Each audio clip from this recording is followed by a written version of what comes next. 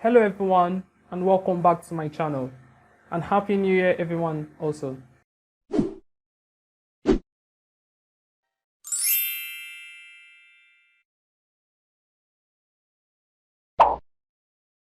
So I'm back with the portfolio which I got the design from devchallenges.io. So it's a great platform for practicing your skills. So they give you challenges, so you could just go to devchallenges.io. Then, as you can see, I've already submitted my solution, which is this here. So when you refresh the page, you see, ooh, that little animation that goes on. Let me refresh again. So for this portfolio, right, there's also a toggle theme, right? So you could toggle the background, and even though we refresh the page, right, it remembers that, oh, I was in the dark mode before you refreshed the page. So for this portfolio, I'll be making use of BEM, SASS, our regular HTML, then CSS, then JavaScript. Don't worry if you don't know what SASS means or BEM means, I'll go through everything. Okay, so now what is BEM?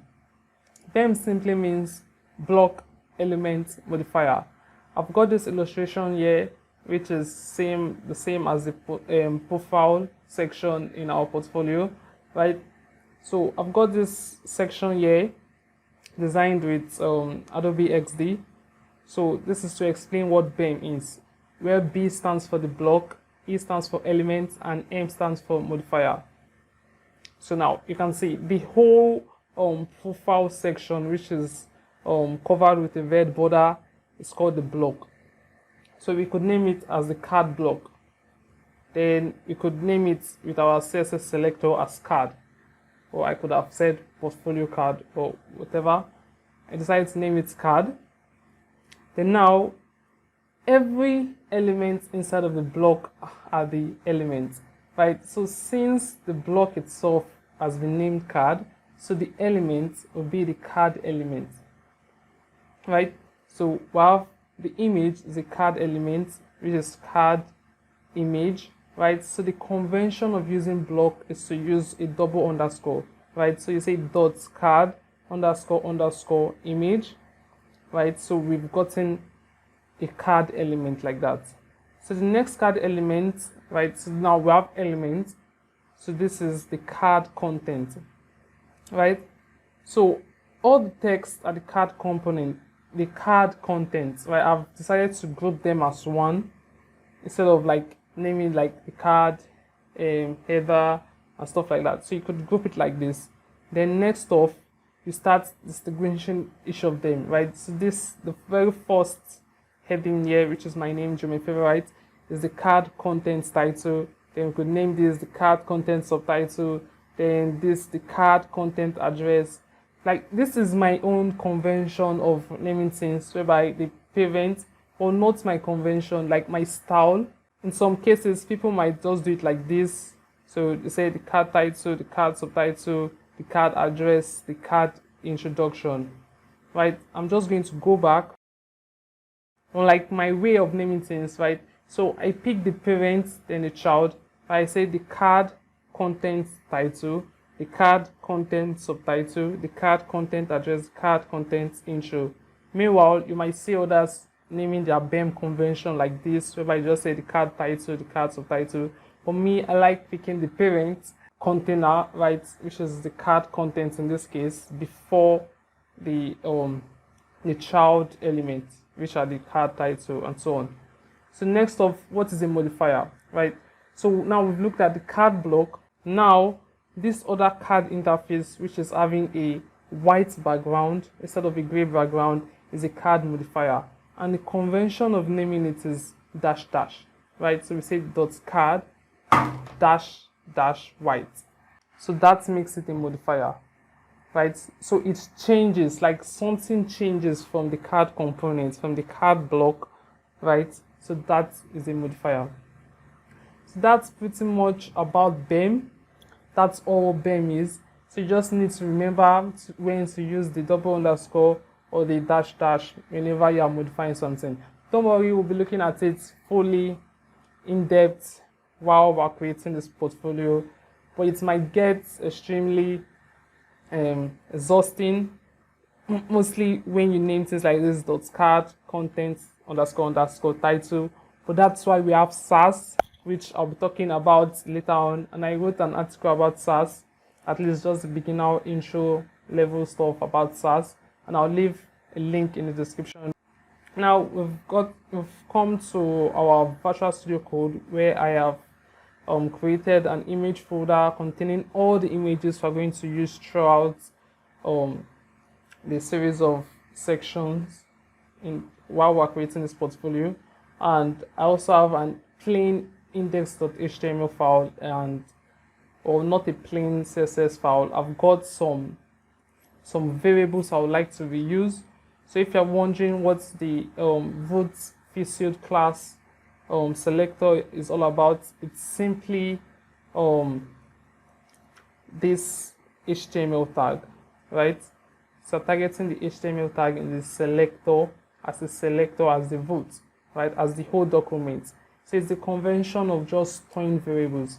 So if you're not familiar with CSS custom variables, this is how you declare CSS custom variables, right? So you say double underscore, then whatever the name, then it could be anything. It could be red as a color, but I'm not going to use this, so take that out. Don't worry, we'll be using these variables soon.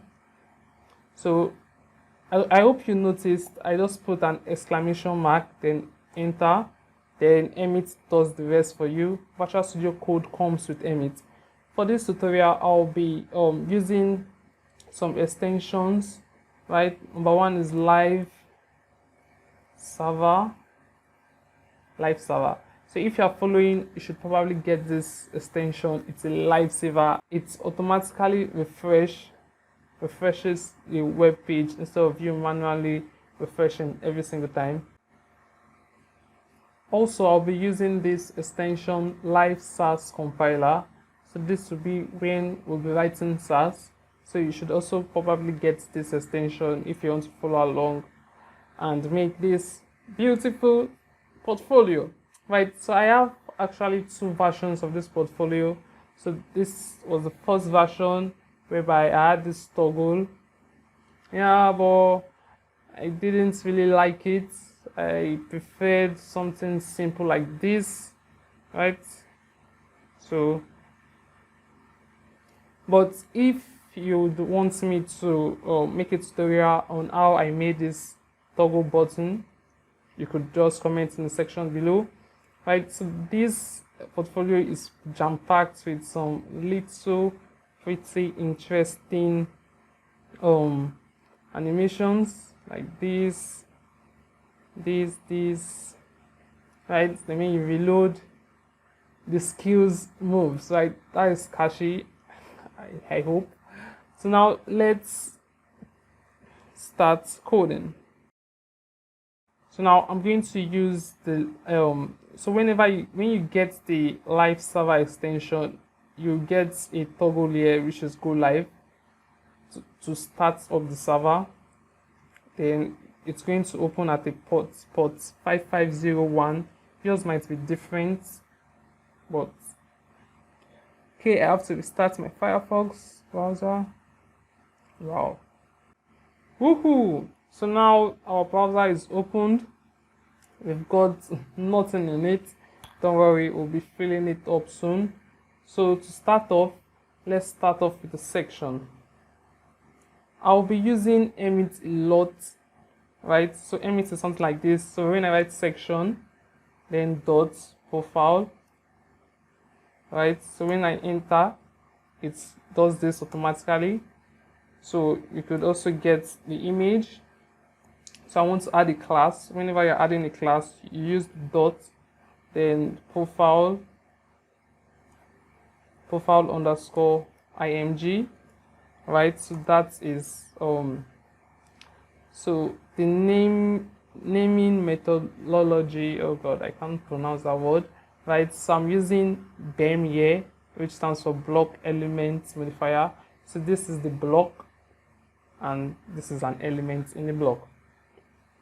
So now source, the image we'll be using would be from the image folder. Then I want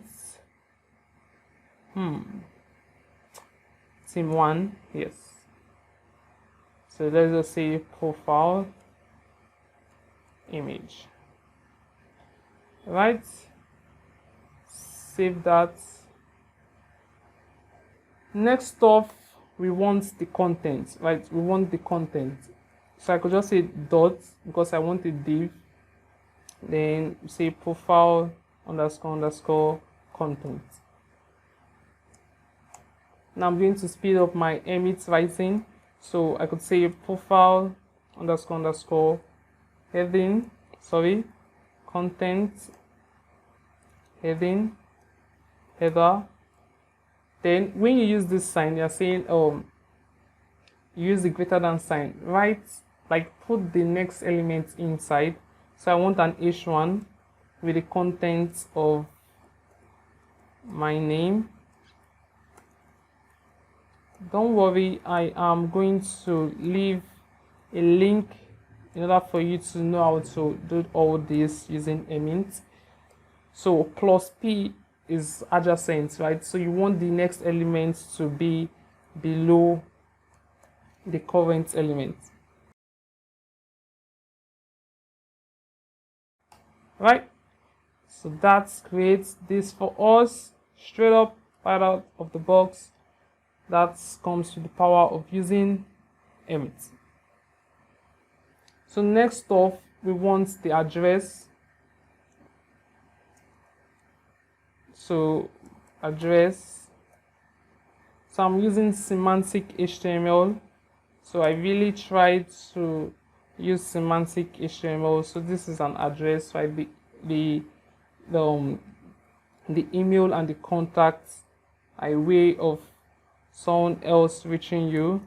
So it's an address. So I could write span times 2. So that will create 2 spans, right?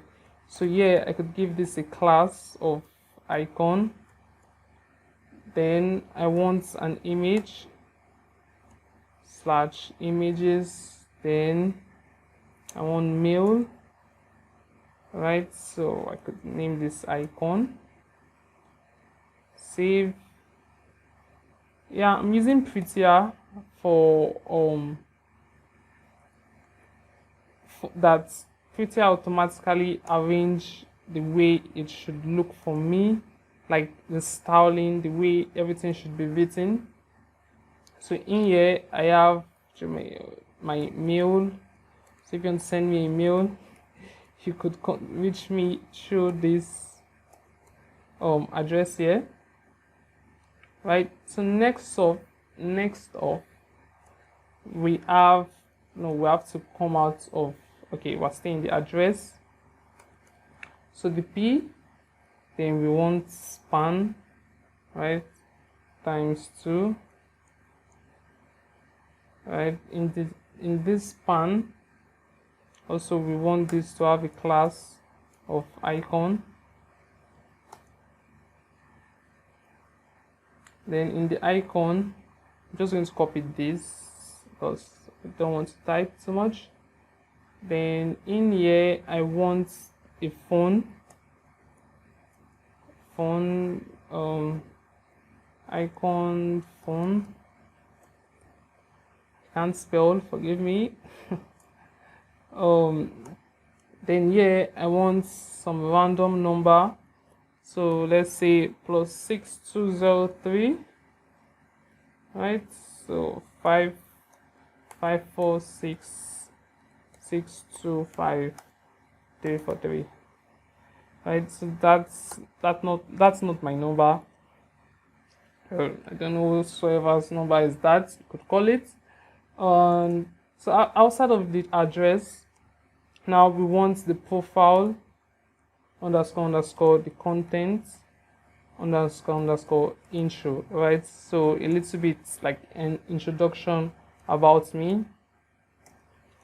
So I could say so self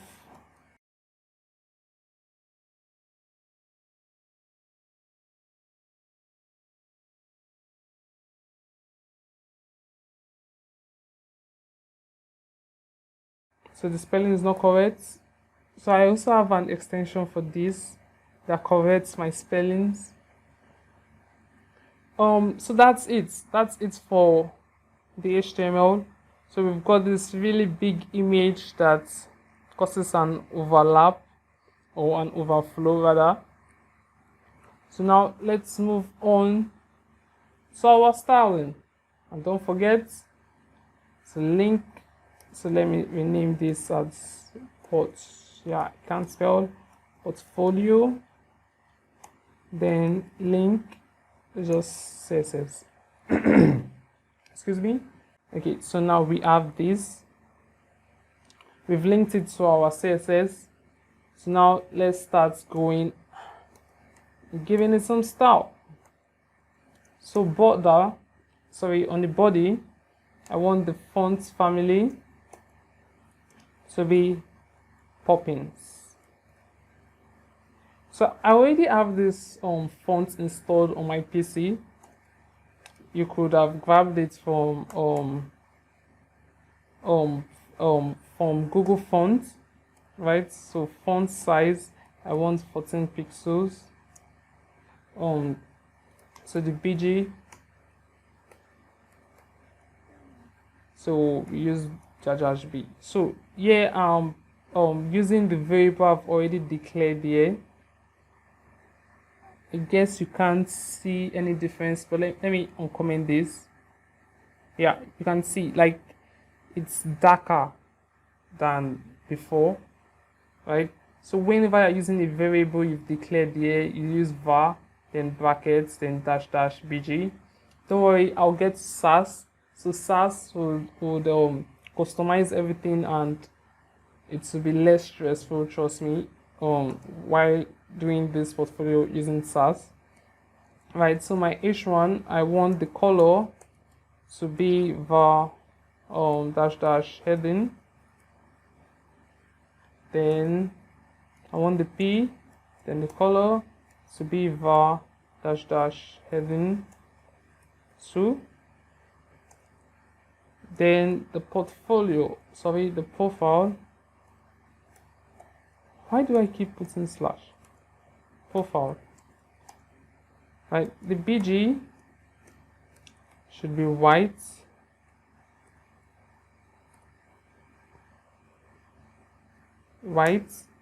Next up, we want a padding of 1.5 rem. So rem is a relative unit. Then box shadow, we want 0.05 pixels. We have var, then we want shadow. So if you don't know what relative units is, so they are basically 1 × 16. I'm using 16 because by default the browser default fonts for like P and all these things are 16 pixels. So I'm saying 1.5 × 16 pixels. So that will be the units here. So the browser is going to convert this to pixels later. But like you should know, there's also M and rem. So I'll leave an article in the description below where you can read about M and rem. I also suggest you watch a video by Kelvin. He explained that very well. So now let's continue. Border radius, we want 10 pixels. So to make things look nicer, let's make the width of the profile 90%, so it's not completely 100% by default.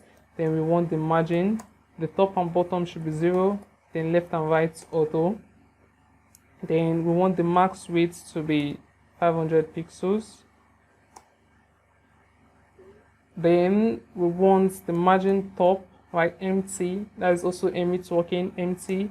Then we want 20 pixels. Whoa, what have I done? Now it looks much worse, right? Yeah, so now we could target the profile image. Since it's already overlapping, then the width should be 100%. and that should fix the problem. Or it didn't fix the problem. Why? Why? Oh yeah. So it didn't fix the problem because on my my selector, my class name was profile img, not image, right? So now you can see we've got a pretty looking portfolio and it's responsive, right? So we go this way, then we extend it, then it stays there because of the max width. This max width I gave to the profile, and the profile is the block, right? Is the block is what's holding each and every component, which are the profile image, then the profile contents, and so on like that. So let's move on. So the image is going to have a border radius of border arrow radius of 15 pixels. Then we want the height to be 367.15 pixels. You might be wondering why I decided to use the height. It's from my reference, right? I'm okay with that height. So we want object fit. Object fit should be cover. So without object fit, you can see because of the height, right? So it's not using the default height, right? You shouldn't do this, by the way, if you were making something else, right? So height destroys the structure of your image. Well, I'm using this for a purpose, right? So when we get to the desktop view, the medium view, that's why I'm using a fixed height for this project. If not, by default, I don't use heights on images, right? So to make the image look much nicer, because this way it's looking all squishy, so we use object fit cover. So that's a property you should know. So when you shrink it, you can see the image stays in that, it just shrinks along with, then it stops, then it shrinks along with the container. So I think I'm okay with that. Then we want the profile, not plus, content, right? Then we want the header. Margin. Then we want the top and bottom. So I love using EM because they are bigger than pixels, right? And they are much more precise. So you should get in an habit of always using EM instead of pixels because they are relative units, right? They are relative to the viewport. So now we take contact, right? So the margin, we want the top and bottom to be 0.5. If I save that, it automatically turns to 0.5. So that's prettier working behind the scene. If you don't know what prettier is, it's also an extension which you could also get from here. So profile __. Let me just get rid of the contacts, but this time, oh yeah, I don't need to get rid of the contacts. Then we want to target all the P tags in the contacts, right? So the display should be inline block, right? DIB, that's emit. Then we want the width to be 20 pixels. Then we want margin right, MR, then 10 pixels. And finally, we want the profile contact P. So there's no selector like this, it should be icon, right? So icon, then this we want display flex. So let me go over, this should be the selector, right? So I'm saying targeting all the icons, these two icons here, right? Giving it margin right. So this little space you can see here. Then the width should be 20 pixels. I could increase it to 50 pixels, right? So I want something 20 pixels. Then display inline block, right? So this is making, so without this, it still works, but I'm saying the image should be in line as this. Well, it works because of display flex.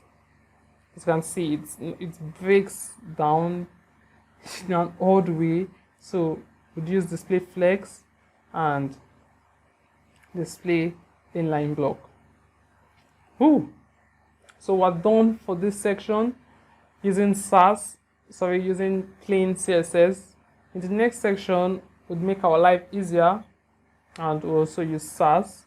So we'll be using SASS in the next section because of, by looking at the layouts, we can see that many styles are being shared, like the profile style, like the background and the border radius, the block shadow is the same thing as here, as here, as here, as here, as here, as here, as here.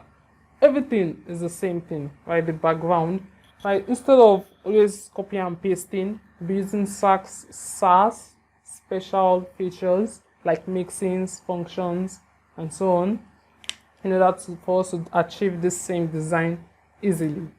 So see you in the next video. Thanks for watching.